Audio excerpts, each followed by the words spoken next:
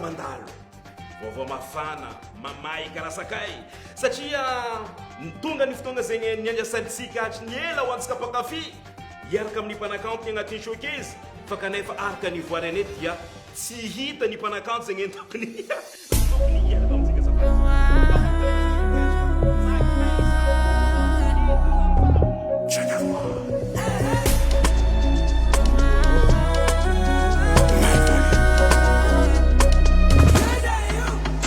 Mitiku isante tekanao, fati vasit ki fati tenozao, alanozao.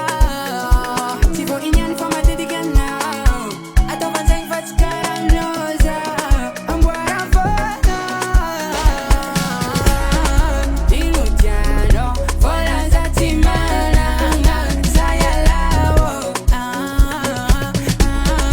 zati mabo, maitaraton.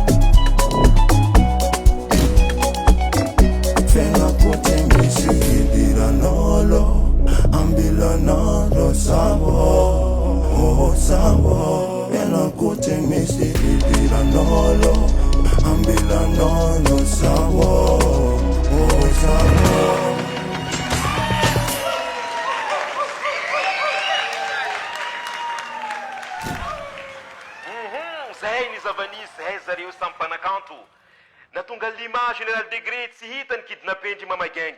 Samby karakara fety, samby ny 11 avril. Ny showcase zegny natao. Fa ny vovô fara zegny voarany dia tsy hita i mama gang kan fongtenana mipetraka na 15 anao mama gang. Moa ve natahotra tsy nahazo olo sa nagnino. Raha reto mpanakanto aby reto.